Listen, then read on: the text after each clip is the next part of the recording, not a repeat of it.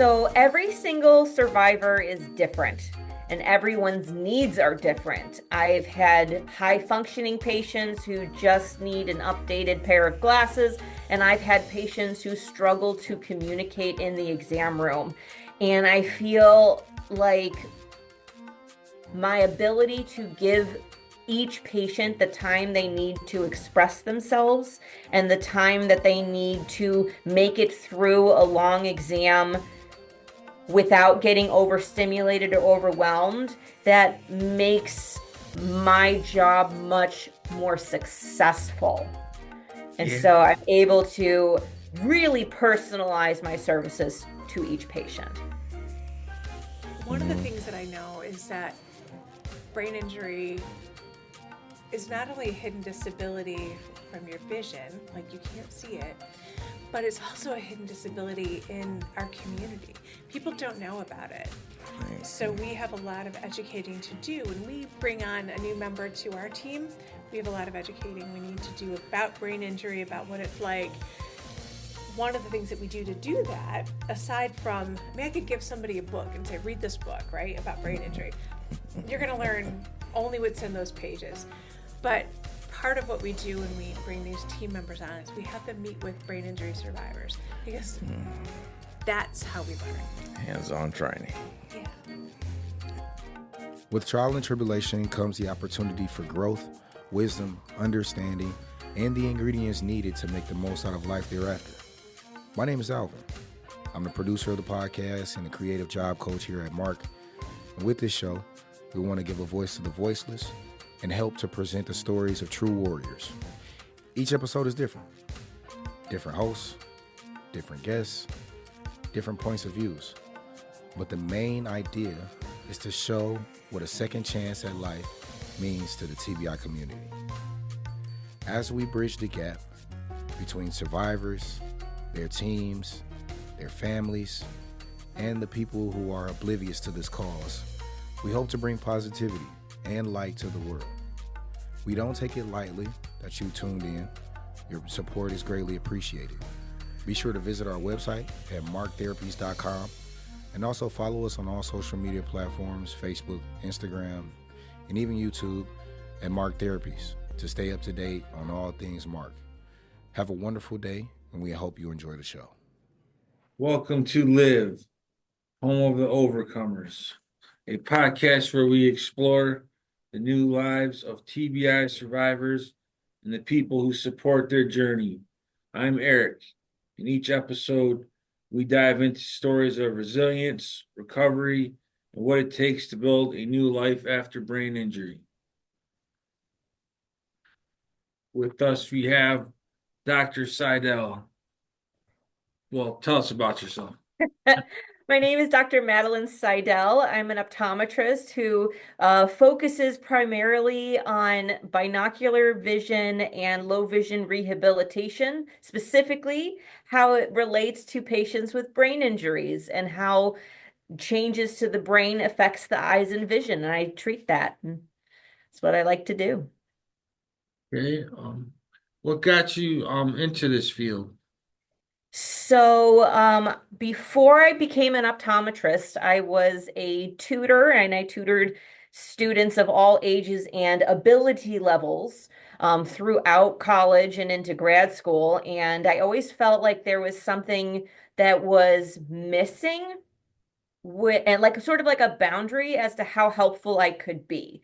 And when I ended up choosing optometry, I got to the point in my education where I learned about vision rehabilitation, where we're identifying areas where people are struggling with their vision and then coming up with strategies of how to make things easier to deal with, whether it's double vision, light sensitivity, or just being able to scan like a spreadsheet or something like that. And so that just made everything click, and I've been on this path ever since. Okay. How long have you been in the field? Oh, So I've been in the field working with patients with brain injuries for about 2, 3 years now, but I've been adjacent to the field for about 10 years. Both of my parents are physical medicine and rehabilitation doctors who specialize with traumatic brain injury. So I've always been aware of the field. And it was later on in my career when I figured out how I wanted to contribute. Okay. What got you, or what did you do before you um got into the field? I was a tutor. I Oh yeah. tutored math and science and helped patients of all ability levels. I worked at Oakland Community College with the Department for Students with Disabilities, their access department, and that was very fulfilling. Okay. Um, why did you get into the field? Well, I've during the course of my training, I had the privilege of working with patients on Indian reservations, in corporate settings, in academic environments, schools and universities, and I've worked at the VA during my training. And in every single environment, there are patients who have brain injuries who struggle with their vision. And so I was able to look at all of those different approaches, pick the ones I liked best, and then sort of put them all together with this in this giant toolbox. And then that's what I do now at my own practice, which I develop my own thing now. Cool. Um, how did it make you feel? I feel very fulfilled with what I do. I find that when I work with patients who struggle with their vision and don't know the impact that can have, and then they get a pair of glasses that just makes the pain less intense, that makes me feel really good as a provider because I feel like I'm helping someone maximize their quality of life. Does this job compare to your previous line of work? Well, it is different, and because I do provide Hmm. healthcare in addition to therapies, but when it comes to connecting what I did before, I do like to use my tutor cap, my tutor hat, and use that skill set to really make my therapies as practical as possible. Because I don't like it when patients feel like they're wasting their time or spinning their wheels. And I know that there are times in therapy where people feel like they can't see the light at the end of the tunnel. So I try to keep things as practical and applicable as possible so that we can get over the hump and get to where the best progress is possible. Okay. How does your experience uh differ between survivors? So every single survivor is different and everyone's needs are different. I've had high functioning patients who just need an updated pair of glasses, and I've had patients who struggle to communicate in the exam room. And I feel like my ability to give each patient the time they need to express themselves and the time that they need to make it through a long exam without getting overstimulated or overwhelmed, that makes my job much more successful. And Yeah. so I'm able to really personalize my services to each patient. Wow, cool. Okay. How do you how do you feel your work affects the survivors? I feel like my work, it doesn't fix every problem, but I feel like I'm able to help improve quality of life, at least with regard to vision and visual comfort. And sometimes it's as simple as just listening.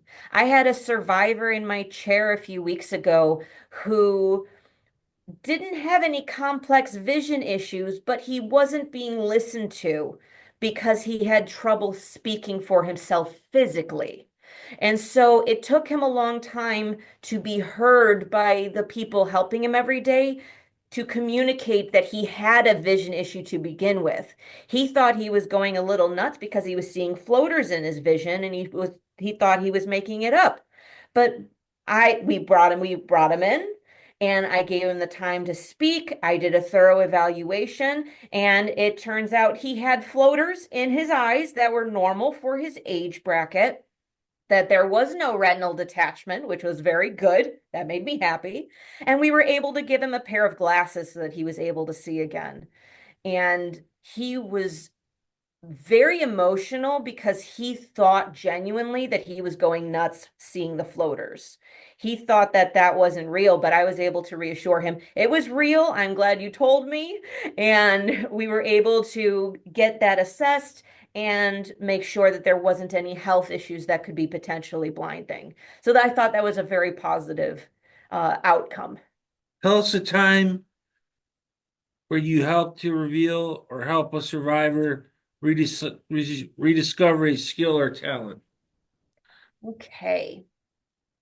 So one of my first patients in my practice, that I was able to do independently under my own banner, she came in and she was really struggling with her reading skills and her near vision as a result of the injury. It was to the point where it was impacting her ability to do the job that she did before the accident.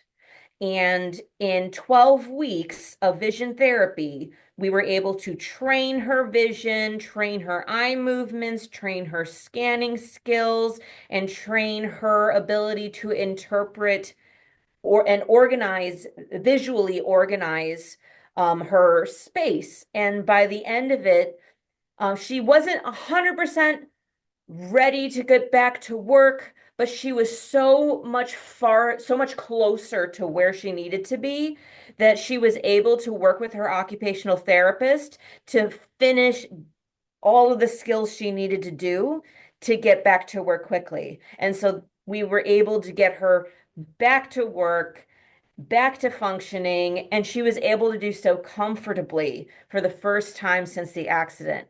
That made me feel really good. Yeah. Oh, good. Okay. Do you have any children? I do not have any children, but I want them. Okay. Um, how do you feel Mark's work program has helped survivors?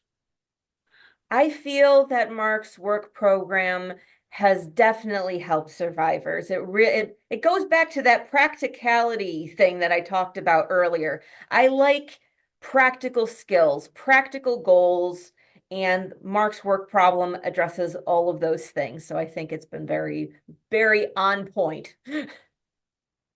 How has this job affected your personal life? Well, very positively, actually. So, like I said, my parents are both physical medicine and rehabilitation specialists. So, this is really a family business that I've gotten into.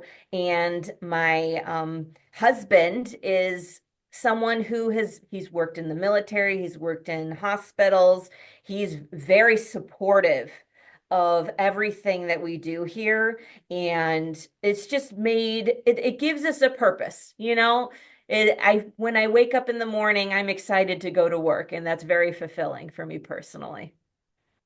What advancements do you see yourself making to help with the progression of the TBI community? Well, apart from my own clinical practice, I would like to, in the soon to be future, work on more research so that we can get more information into the documented record on the positive benefits of vision therapy so that we can get better coverage by insurances so that more survivors can get the services that they need. Um, okay, that sounds very good. That concludes our interview. Absolutely. And I would like to plug your work program. They made my business cards, as you can see. Wow, cool. Yeah, they did a really good job and put everything together. Every voice matters, every story inspires. From survival to strength, remember every day is a new life, so don't take anything for granted. Well, I just want to say thank you for having me. You guys have been a very uh, positive partner that I've been able to work with since I started my own practice here. You're listening to Live, Home of the Overcomers, brought to you by M.A.R.C Therapies. Here, we share real stories, real challenges, and real victories from the traumatic brain injury community. But none of this would be possible without support from people like you. Every year, thousands of people in Michigan experience life-changing brain injuries. The road to recovery is long and complex, and many survivors and their families struggle to find the resources they need. The Brain Injury Association of Michigan is dedicated to providing education, advocacy, and support for those affected by brain injuries. They can't do it alone. Your donation can make a real difference. It helps fund life-changing programs, support groups, and critical resources for survivors and their loved ones. Whether it's a one-time gift or a monthly contribution, every dollar brings hope and healing to those who need it most. Visit biami.org/donate today and be part of this vital mission. It's biami.org/donate. Or simply scan the QR code to make your contribution quickly and easily. If you have any questions, reach out to the Brain Injury Association of Michigan at 810-229-5880. Your generosity has the power to change lives. Thank you for listening, for caring, and for standing with the brain injury community. Now, let's get back to the conversation. Hello, everyone. We're here at M.A.R.C today, and we're interviewing. Nicole Shotwell. Oh wow, that's a beautiful name. Thank you. Thank you. So, ma'am, how did you get involved in this program? So I am the president and CEO of the Brain Injury Association of Michigan. I've been in this role for a little over a year and a half, but I've been with the association for about 9.5 years. What led you to come to this, to get involved in this kind of work? You know, it's funny. I started off in college thinking I was going to be a professional musician and was in the music school and had to take a class in psychology and in sociology and really kind of felt that pull, like that was where my heart was. And I said to my parents, I think I want to change majors. And after having them invested all this money into music lessons and stuff, they're like, well, go do something in that field and see if that's what you want to do. So I took my first job as a direct support professional, working with adults in a group home setting who had intellectual and developmental disabilities. Okay. All right. Around what time? How many years have you been doing this now? Oh my gosh, it kind of like implies my age, but it's been about 35 years that I've been a social worker. How does this job compare to your previous work that you've done? You know, with this particular job, I have more of a leadership role and I do a lot more administrative work, I guess you could say. So I'm used to being hands-on, so doing program development and kind of oversight of human resources and things like that. But in this particular role, as a leader of an organization, I'm also in charge of development and recruiting of employees and marketing and all kinds of other things. So it's kind of neat though, because I get to do things that I have wanted to try and things that I've done but just a little bit of. So now I get to do it in a bigger way. Okay. How does your experience had you differ between different workers and staff, You know, it's funny. I don't look at there as being a difference in workers and staff. I don't look at that. Okay. We're a team. Um, And if I look, I just got done watching Ted Lasso, so I'm going to do my very best to make an analogy about sports. Not a sports girl, but when I watch that, it's about a soccer team, and every person on that team had an important role. In order to get that ball into the goal, they all had to work together, and no one person is more important than the other. And that's how I feel with our Miami team, is that we're all in this boat together and we're all rowing in the same direction to kind of get our mission moved forward. so like you're making music, you're making sure everything goes right. That's right. So it That's looks right. good. It's a great analogy. Tell us how this work has affected you and your family. Has it? It has. I have 3 kids and I'm married, and each one of my kids has volunteered throughout their lives. They say it's but they've voluntold because they have. But yeah, when your mom works in a nonprofit, you get to do a lot of volunteer work, and I'm really proud of them for that. They step up. My husband steps up. He works at our fall conference and manages the association's booth at the fall conference and helps with our IT stuff. It's really a family affair when it comes to supporting the association. It's been really great. That's nice. Yeah. Okay. What and how did you become knowledgeable about M.A.R.C? How did I come out knowledgeable about M.A.R.C? I think one of the things that we do at the Brain Injury Association is to make referrals to people. We get calls every single day from people looking for resources. And for me, I needed to learn those resources.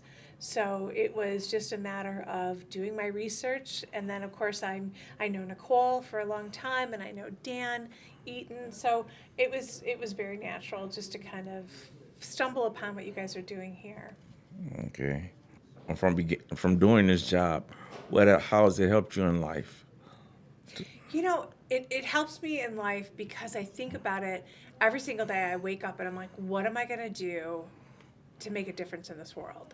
And I know that sounds really cheesy, but there are days, we all have those really tough days, right? And when you are a servant, when you serve a community like we do at the association, that's important, and the work that we do is important. So I can wake up and I can be really grouchy in the morning and not be ready to get out of bed, but then I'm like, you know what? I have a job to do.